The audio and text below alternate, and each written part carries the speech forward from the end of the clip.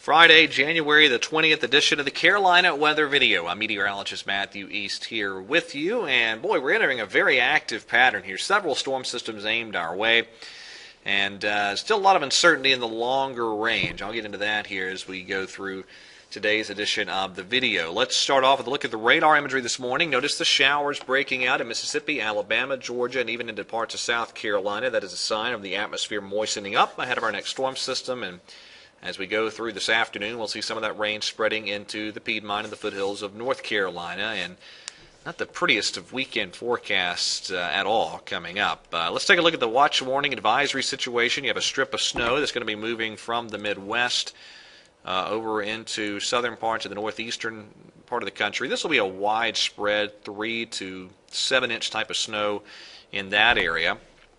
Places like Chicago, Cleveland, over toward Pittsburgh, getting into that strip of snow. And there's your temperatures this morning. It is brutally cold up around the Canadian border, down into much of Wisconsin, the UP of Michigan, even Chicago, as I'm cutting this video, is at 6 degrees. So that's pretty cold, and there's a really tight temperature gradient in the nation's midsection. You have some temperatures that are up close to 70 along the Texas and Louisiana Gulf Coast this morning, so quite a difference. Here's the upper level chart off the European this afternoon, kind of a zonal flow, and that makes sense when you look at the temperature map here. The brutally cold air up in this region, pretty mild across the southern tier. Here's what happens as we go forward. Now we have one system swinging through as we go through tomorrow. Talk about that in a second. And then as we get into next week, very active pattern still. Monday we'll see a system swing on through, and then we get later on in the next week. I wanted to show you the difference in the European and the 0Z run of the GFS. This is valid at 18Z Wednesday. That's Wednesday afternoon. And again, this is the European model. At the same time, there's what the 0Z GFS had. Really not a ton of difference. But notice on the European, we're seeing that low cut off, and it makes a big difference later on. This is Friday morning on the European model. Compare that to the same time on the GFS.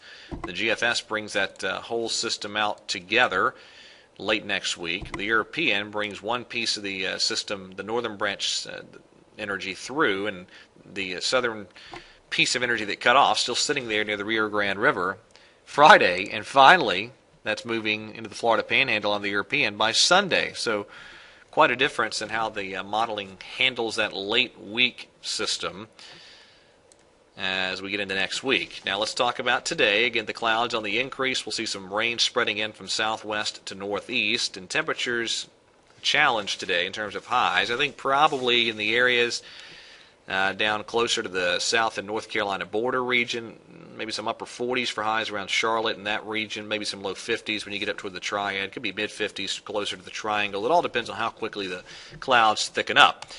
Then as we go through tomorrow, we'll have some, well, first of all, tonight there'll be rain at times. Tomorrow there'll be some showers. Highs tomorrow, those should be milder. Some south winds briefly helping to warm us up. A lot of us probably getting up warmer than 60 tomorrow.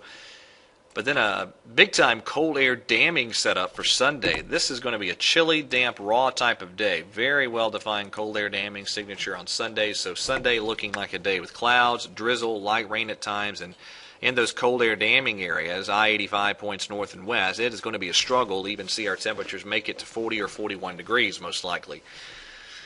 Yeah, it's going to be a chilly, damp day. All right, then Monday, the next system swings through. We have a milder day Monday as that wedge gets scoured out. The showers move through, and then a bit of a break temporarily. Tuesday looks quiet, highs in the 50s. Same deal Wednesday. But again, remember the differences in the modeling I showed you. This is what the GFS looks like overnight Wednesday night into Thursday morning, and that is another very well-defined cold air damming setup. That's at times been a 1042 millibar high moving from southeastern Canada into the northeast, low pressure in western Tennessee, and that's a severe weather setup in the deep south. And from there, let's go a little bit later on. This is out Thursday early evening. The warm air takes over. Could be some thunderstorms across the Carolinas if that solution is correct. But again, remember, the European is handling that much differently. And then just real quick, in the longer range, I'm still seeing some signs of a change possibly as we get into early February toward a more favorable pattern for winter weather fans in the eastern United States and the southeastern part of the country. And boy, the GFS on the 0Z run just emptied the mother load of Arctic air. into the central and eastern U.S. This is out on the Saturday evening, the 4th of February. I mean, that is brutally cold air that it dumped into the eastern part of the country, but again, it's going to change run to run as the model's trying to handle an overall change in the pattern as we get toward early February. Okay, that is it for today's edition of the video. Thank you for watching. Have a great Friday and a great weekend, and God bless.